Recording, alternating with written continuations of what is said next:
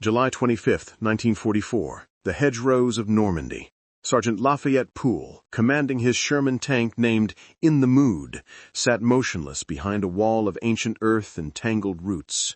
Through his periscope he watched the metallic gray bulk of a German Panther tank prowling 400 yards ahead, its long 75mm gun sweeping the bocage like a predator searching for prey. Pool's crew was silent, breath held, waiting. They all knew the mathematics of the situation. The Panther's frontal armor was 80mm thick, sloped at 55 degrees, effectively 140mm against a direct hit. Pool's 75mm M3 gun, firing standard armor-piercing rounds, could barely scratch it beyond 500 yards. Meanwhile, the Panther's gun could punch through the Sherman's frontal armor at over a mile. In a straight fight, the Sherman was dead meat. Every tanker in Europe knew this. The Germans knew it. The British knew it. The Americans knew it. The Sherman tank, designed in the desperate months after Pearl Harbor, was outgunned, under-armored, and mechanically inferior to its German opponents. It caught fire so easily that German tank crews called it the Tommy Cooker. British troops named it the Ronson, after the cigarette lighter, because it lights first time, every time. American crews who had to fight in them had darker names, names they whispered in the moments before battle, names that spoke of funeral pyres and burning friends. Pool had lost 2 Shermans already. Both had brewed up, military slang for the horrifying moment when a penetrating shot ignited the ammunition stored throughout the tank's interior, transforming the crew compartment into a blast furnace in less than 3 seconds. He'd escaped the first time with burns on his hands and face. The second time, he'd pulled his loader through the hatch as flames reached for them both, the man's uniform already smoldering. Now, in his 3rd Sherman, Pool watched the Panther and made his decision. He couldn't penetrate its frontal armor, but he didn't need to. The Sherman had something the Panther didn't: mechanical reliability that bordered on the supernatural and the ability to move fast enough to get where German tanks couldn't follow. Pool signaled his driver. The Sherman lurched forward, not toward the Panther, but perpendicular to it, accelerating through a gap in the hedgerow the Panther's bulk couldn't navigate. The German tank swung its turret, but the Sherman was already gone, racing through the narrow lanes between hedgerows at 25 miles per hour, the suspension-absorbing punishment that would have broken a Panther's torsion bars. 3 minutes later, Pool's Sherman emerged behind the German position. The Panther's rear armor was only 40mm, barely thicker than the Sherman's frontal protection. At 150 yards, Pool's gunner put 3 armor-piercing rounds through the Panther's engine deck before the German crew knew they were under attack. The Panther burned just as readily as any Sherman.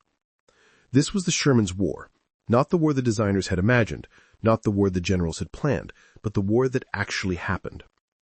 A war where mechanical reliability mattered more than armor thickness, where numbers and logistics crushed tactical superiority, where a tank that everyone agreed was inferior somehow destroyed 3 German tanks for every Sherman lost. By war's end, Lafayette Pool would be credited with 12 tank kills, 258 armored vehicle and self-propelled gun destroys, and over 1,000 German soldiers killed or wounded, all from the commander's seat of a tank that military historians still debate was a death trap. The Sherman tank should have failed. Every technical specification suggested it would. Every encounter with German armor seemed to prove the critics right. Yet somehow, this mechanically simple, under-armored, inadequately armed tank became the weapon that crushed the Wehrmacht's panzer divisions and carried the Allies from Normandy to Berlin. This is the story of how industrial logic defeated engineering excellence, how quantity and quality merged into overwhelming superiority, and how American tankers learned to turn a death trap into a winning weapon. The Sherman's genesis began not with a design board, but with a disaster. On May 10, 1940, German panzer divisions smashed through the Ardennes forest, bypassing the Maginot Line and demonstrating to a horrified world that modern armored warfare had rendered static defense obsolete. The French army, considered the finest in Europe, collapsed in 6 weeks. The British Expeditionary Force barely escaped through Dunkirk, abandoning nearly all their equipment. American military observers, watching from the sidelines, understood they were witnessing a revolution in warfare. The United States Army in 1940 possessed exactly 464 tanks, most of them obsolete light tank M2s armed with machine guns. The newest American medium tank, the M2A1, mounted a 37mm gun in a sponson mount, a design already proven inadequate in Spain's Civil War. Against German Panzer IIIs and IVs, American armor would be slaughtered. Major General Adna Chaffee, the Army's chief of cavalry and the man most responsible for pushing American armor development, convened an emergency meeting at the Rock Island Arsenal in June 1940. The requirements he laid out were simple and terrifying. The Army needed a medium tank immediately, not in 2 years, not in 18 months, immediately. It had to mount at least a 75mm gun, the minimum caliber that could fire high explosive shells effective against fortifications and infantry. It had to have armor thick enough to stop German 37mm anti-tank guns, the most common threat American tanks would face. It had to be mechanically reliable enough to drive hundreds of miles without breaking down, and simple enough that conscript mechanics could maintain it in field conditions. And most critically, it had to be designed around components that American industry could manufacture in massive quantities using existing machine tools and production facilities. The United States didn't have time to retool every factory in the country. They needed a tank that could be built with what they already had. The design team assembled at Aberdeen Proving Ground faced an impossible equation. German tanks like the Panzer IV used advanced torsion bar suspension, complex interleaved road wheels, and precision-engineered transmissions. They were mechanical marvels, each one requiring thousands of man-hours of skilled labor to produce. American industry in 1940 couldn't replicate that level of sophistication at scale. The largest tank factory in the United States, the Rock Island Arsenal, could produce perhaps 100 tanks per year. Germany was producing thousands. The solution came from an unlikely source, the Wright Aeronautical Corporation's R-975 Whirlwind radial aircraft engine. Designed for commercial aircraft in the 1930s, the R-975 produced 400 horsepower, was already in mass production, and, most critically, was mechanically simple. It was an air-cooled radial, meaning no complex cooling systems, no vulnerable radiators, and no coolant to leak or freeze. Every auto mechanic in America understood how radial engines worked. They were used in farm tractors, construction equipment, and commercial trucks. The transmission came from the Spicer Manufacturing Company, which produced truck transmissions by the tens of thousands. The suspension was adapted from agricultural tractors, simple vertical volute springs that any blacksmith could repair. The tracks were based on designs from Caterpillar, the construction equipment manufacturer. Even the armor was designed around American steel production capabilities. Rather than using expensive nickel-chromium alloy armor like German tanks, the Sherman used simple rolled homogeneous steel that every steel mill in the country could produce. The result was a tank that looked more like it had been assembled from farm equipment than designed for modern warfare. And that was exactly the point. The M4 Sherman, as it would be designated, was engineered not for tactical superiority, but for industrial replication.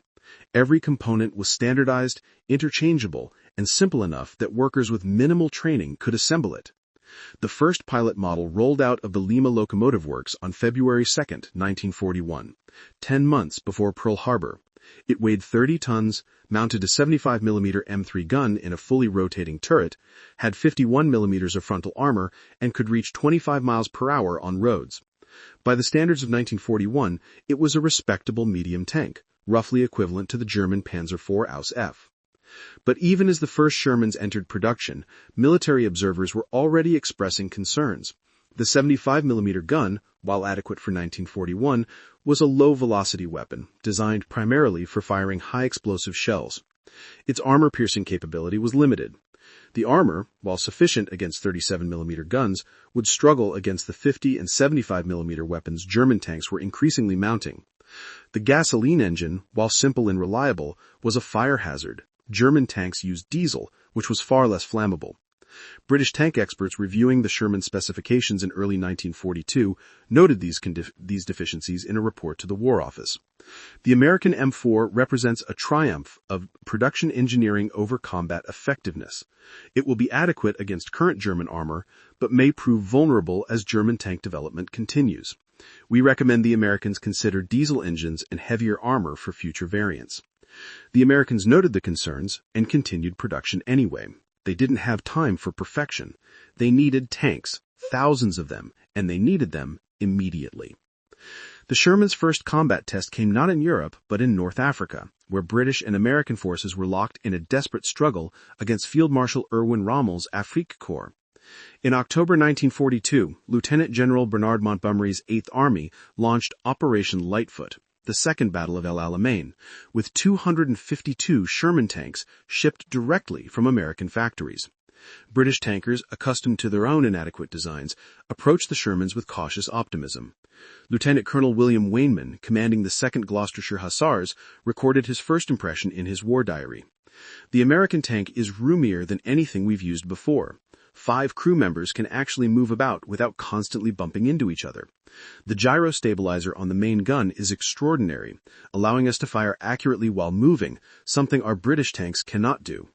The mechanical reliability is impressive. In 3 weeks of training, we've had exactly 2 mechanical breakdowns, both minor, both repaired in hours. Our Crusaders broke down constantly." The Battle of El Alamein demonstrated both the Sherman's strengths and its emerging weaknesses. In open terrain, against German tanks at long range, the Sherman was vulnerable. Its armor was inadequate, its gun range insufficient.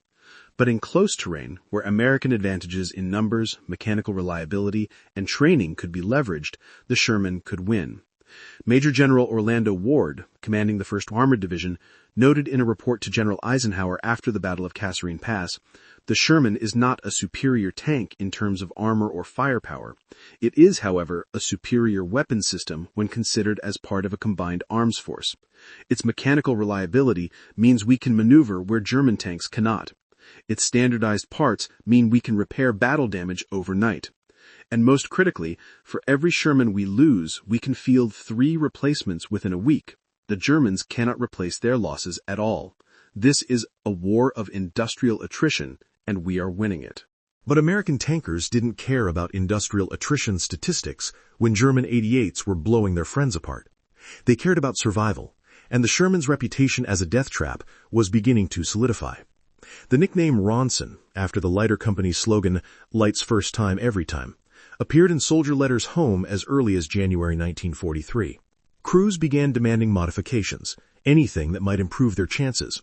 The most common complaint centered on ammunition storage. The Sherman's designers, prioritizing crew space and ease of loading, had stored ammunition racks along the hull's sides and floor. When a German armor-piercing round penetrated the hull, it almost inevitably struck ammunition, causing catastrophic detonation. Survivors described the experience in horrifying detail. Private First Class Arthur Finkelbark, a Sherman loader who survived 2 tank knockouts, gave testimony to Army investigators in March 1943. "When the round hits, you hear it before you feel it, a sound like a giant hammer striking an anvil, then the flash. The ammunition goes up all at once.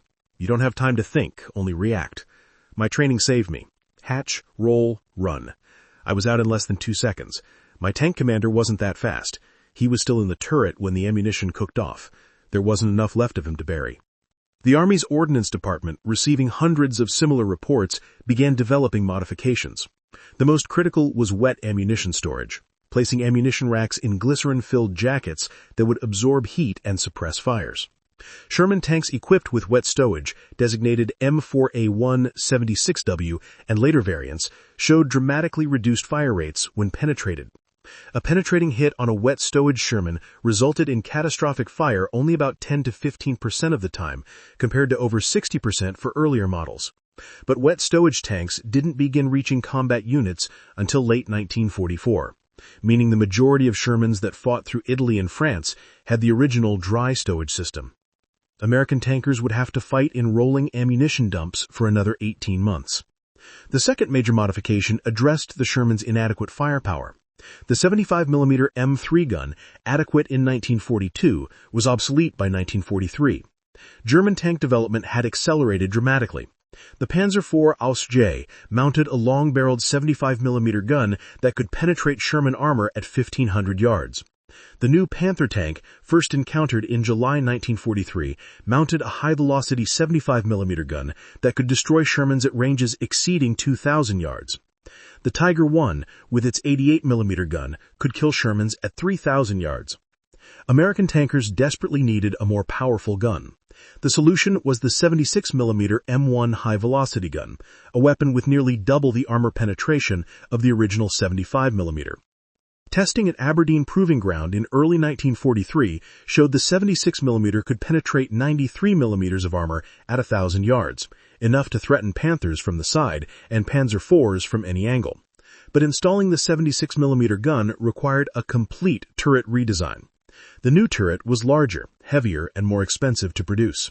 General Leslie McNair, commanding Army Ground Forces, initially rejected the 76mm Sherman, arguing that the tank destroyer force would handle enemy armor while Shermans focused on infantry support. This decision, made in the sterile environment of Pentagon planning rooms, would cost American lives in the hedgerows of France. When Shermans finally landed in Normandy in June 1944, they carried the obsolete 75mm gun into battle against the most advanced German armor of the war.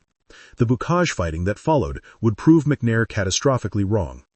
Staff Sergeant Wilbert Richardson, commanding a Sherman in the 2nd Armored Division, recorded his first encounter with a Panther tank on June 13, 1944, 1 week after D-Day. We were advancing through an orchard near Saint-Lô when someone shouted, "Contact, tank, 11 o'clock. I swung the periscope and saw it. A Panther hull down behind a hedgerow 600 yards out, just the turret visible. Our 75mm couldn't hurt it frontally at that range. I knew that. Every tanker in Normandy knew that. But what were you supposed to do? Retreat? We fired anyway. 3 rounds. Armor-piercing. All hits. We saw the sparks where they struck the turret. They bounced off like BBs hitting a steel plate. The German gunner was good. Very good. 1 shot, center ass through our frontal glacis. The round penetrated cleanly. Struck our ammunition rack. We had maybe 2 seconds before the ammunition detonated. I was already moving, instinct from endless training. Hatch, roll, hit the ground. The explosion lifted me and threw me 6 feet. My gunner and loader got out. My driver and assistant driver didn't. The tank burned for 3 hours. When it finally cooled enough to approach, there wasn't enough left of them to identify. Stories like Richardson's multiplied through June and July 1944 as American armor tried to break out of the Normandy hedgerows. The bocage terrain, thousands of small fields separated by ancient earth walls topped with dense vegetation, created a defender's paradise. German tanks could hide behind hedgerows with only their turrets exposed, invisible until they fired. Shermans advancing through the narrow lanes were silhouetted against open fields, perfect targets. The casualty statistics were horrifying. In the first month of the Normandy campaign, American armored divisions lost 1,236 Sherman tanks, averaging approximately 60% of their initial strength. Most were destroyed by German armor firing from concealed positions. The tank replacement system worked exactly as designed, shipping new Shermans from depots in England within 48 hours of losses. But replacing tanks was easy. Replacing experienced crews was impossible. Lieutenant Colonel Wilson Hawkins, commanding the 67th Armored Regiment, noted in a letter to his wife in July 1944, "We lose more crews than tanks. A good crew can survive multiple knockouts, if they're trained and lucky. But each time it's Russian roulette. Some men survive 5 knockouts, others die in their first engagement. The randomness is the worst part. There's no correlation between skill and survival when an 88 round can penetrate your armor from 2,000 yards. You just hope the German gunner misses, or aims at someone else." The Army's response to the crisis came in 2 forms. First, the 76mm armed Sherman finally began reaching combat units in significant numbers in September 1944. The 76mm gun could penetrate Panther side armor at 1,000 yards and Panzer IV armor frontally at similar ranges. It still couldn't reliably penetrate a Panther frontally, but it gave Sherman crews a fighting chance. Second, the Army deployed specialized Sherman variants designed for specific roles. The M4 E2 assault tank, nicknamed the Jumbo, featured frontal armor increased to 100mm, thick enough to stop even 88mm guns at medium range.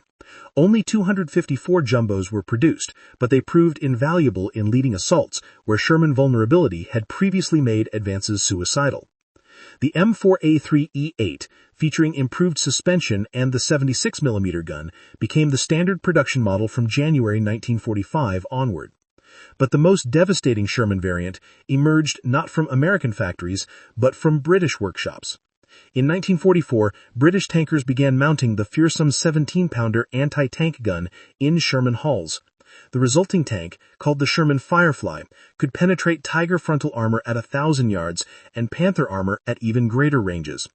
The Firefly's gun made it the most powerful Allied tank in service. British doctrine called for 1 Firefly for every troop of 4 Shermans. German tankers quickly learned to identify and prioritize Fireflies, which had distinctive longer barrels. British crews took to camouflage the Firefly's barrel and painting false markings to disguise them as standard Shermans.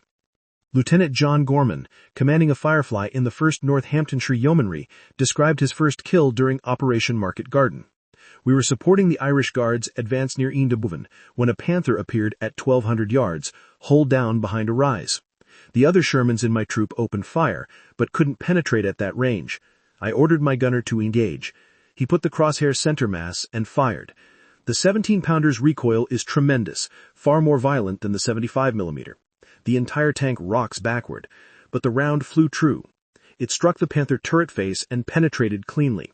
The Panther brewed up instantly, massive flames erupting from the hatches. The German crew never escaped. Later examination showed our round had gone through the turret armor, through the turret interior, and exited through the rear turret face. The Firefly's penetration power was extraordinary. For the first time, we had a gun that put us on equal footing with German heavy armor. The Firefly solved the Sherman's firepower problem, but British factories could produce enough 17-pounder guns to equip a fraction of Sherman tanks. The vast majority of American tankers continued fighting with 75mm and 76mm guns through the end of the war. They won not through superior equipment, but through superior everything else: logistics, training, air support, artillery coordination, and most critically, the sheer industrial capacity to replace losses faster than the enemy could inflict them. The Battle of the Bulge in December 1944 demonstrated this industrial advantage at its most brutal. Hitler's last major offensive in the West caught American forces by surprise, with elite SS panzer divisions smashing through thinly held lines in the Ardennes. The Germans deployed their most advanced armor, including King Tiger tanks, with frontal armor so thick that no Allied tank gun could penetrate it. American forces rushed to stop the German breakthrough, took horrific losses. The 28th Infantry Division lost 120 of its 140 Sherman tanks in the first 3 days of fighting. But the American replacement system performed exactly as designed. Within 72 hours, all 120 lost Shermans were replaced with factory-fresh tanks shipped from depots in France. The German panzer divisions, operating at the end of increasingly tenuous supply lines, couldn't replace their losses at all. Each Tiger destroyed, each Panther knocked out, was irreplaceable. Lieutenant Colonel Creighton Abrams, commanding the 37th Tank Battalion, led the armored column that broke through to relieve American forces at Bastogne. His force consisted entirely of Sherman tanks, many of them equipped with the 76mm gun. Abrams' after-action report captured the Sherman's role in the battle. We fought through 6 German blocking positions between Arlon and Bastogne. At each position, we encountered Panthers, Tigers, or anti-tank guns. We lost tanks at every position, but we kept coming. For every Sherman they destroyed, we had 2 more behind it. The Germans couldn't sustain that exchange rate. By the time we reached Bastogne, my battalion had lost 40% of its tanks, but we destroyed or bypassed every German position in our path. That's the Sherman's real strength. It's not invulnerable. It's persistent. We kept coming until they ran out of ammunition, fuel, or tanks. And they always ran out first. The German perspective on the Sherman evolved dramatically over the course of the war. Early dismissal gave way to grudging respect, then to something approaching despair, as German commanders realized that American industrial capacity made tactical superiority meaningless. Hauptmann Otto Carius, one of Germany's most successful tank aces with 150 confirmed kills, fought against Shermans from 1944 until Germany's surrender. His post-war memoir, Tigers in the Mud, contains surprisingly nuanced assessments of American armor. The Sherman was not a good tank in the technical sense. Our Panthers and Tigers were superior in every measurable way. Better armor, better guns, better optics.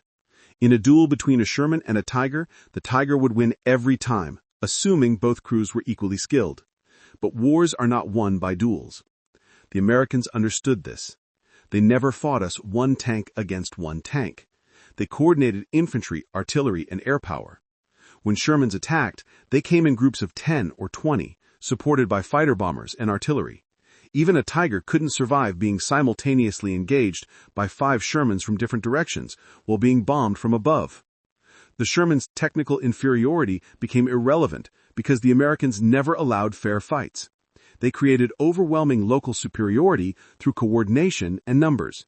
That was more valuable than thick armor.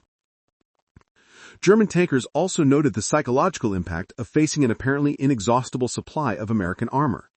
Colonel Hans von Luck, commanding the 21st Panzer Division, described the effect in his memoir. You could destroy 10 Shermans in a single engagement and feel victorious. Then the next day, 20 more would appear. You could ambush an American column, inflict heavy losses, and force them to retreat. The following morning, they'd attack again with fresh tanks and new crews. The Americans seemed to have infinite resources. Every destroyed Sherman was replaced within days. Every lost crew was replaced with fresh soldiers. We, meanwhile, were cannibalizing damaged tanks for spare parts and recruiting 16-year-old boys as replacement crew. The psychological toll was devastating. You couldn't win a war of attrition against an enemy who could replace losses faster than you could inflict them. By January 1945, German panzer divisions existed largely in name only. Units that should have fielded 150 tanks were operating with 30 or 40, many of those broken down and awaiting parts that would never arrive. The Americans, meanwhile, were fielding more Sherman tanks than at any previous point in the war. First Army alone had over 2,000 Shermans in operational service by February 1945. The Ninth Army had another 1,500. Patton's Third Army operated 1,800 Shermans. These tanks, supported by unlimited fuel, ammunition, and spare parts, rolled across Germany in an unstoppable tide. German defenders destroyed hundreds of Shermans during the final months of the war, but for every Sherman destroyed, 3 more appeared to take its place. Major General Frederick Willemthen, Chief of Staff of the 5th Panzer Army, wrote in his post-war analysis, "The American Sherman tank represented the triumph of quantity over quality. Individually, it was inferior to German armor. Collectively, supported by America's vast industrial capacity and integrated into their combined arms doctrine, it was unbeatable. We could destroy American tanks, but we couldn't destroy American production capacity. That was the war in microcosm." The Sherman's transformation from death trap to war winner rested on factors that became clear only when examined through the lens of total war rather than tactical engagements. The first factor was mechanical reliability. German tanks, engineered to exacting standards with complex interleaved suspensions, precision transmissions, and high-performance engines, required constant maintenance by skilled mechanics. The Tiger tank needed 10 hours of maintenance for every hour of operation. Panther transmissions failed catastrophically after an average of 150 kilometers. By contrast, the Sherman could run for hundreds of miles with minimal servicing. Its simple radial or V8 engines, rugged suspension, and interchangeable parts meant that any damaged component could be replaced in hours, not days. In the field, maintenance crews often joked that if you gave them a wrench, a blowtorch, and a pile of spare parts, they could rebuild a Sherman overnight. This reliability allowed American armored divisions to maintain momentum where German tanks stalled. In the fast-moving campaigns across France and into Germany, Shermans advanced hundreds of miles while German tanks broke down or ran out of fuel. In modern warfare, the tank that can move is always deadlier than the one that can't. The second factor was logistics. The Sherman was the physical embodiment of America's industrial might. It was designed not to be perfect, but to be produced. Between 1942 and 1945, American factories built over 49,000 Shermans, more tanks than Germany produced of all types. They rolled off assembly lines in Detroit, Cleveland, and Chicago like automobiles, shipped across oceans, repaired with interchangeable parts, and crewed by soldiers trained in standardized systems. Every Sherman shared the same tools, the same manuals, the same procedures. This meant that an American tanker could step into any Sherman on any front and immediately know how to fight, drive, and repair it.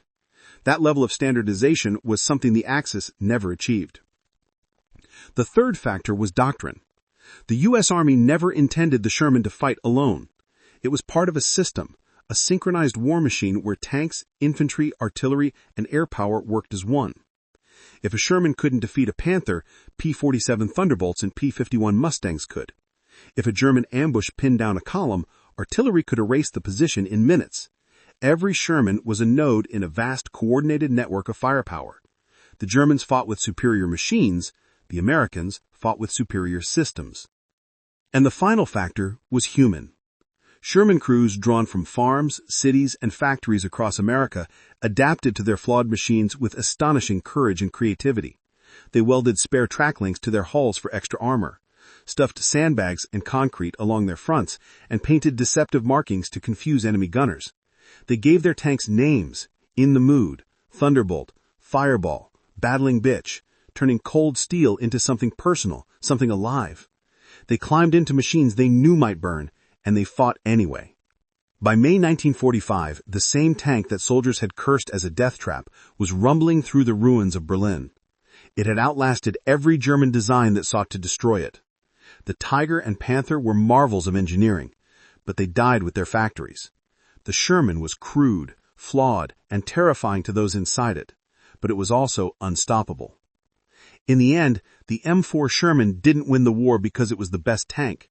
It won because it was the right tank. It was the tank America could build by the tens of thousands, the tank that could cross oceans, the tank that could fight every day without breaking down, and the tank whose crews turned its weaknesses into strengths. The Sherman proved that in total war, perfection is less important than persistence, that a death trap in the hands of determined men can still become the instrument of victory.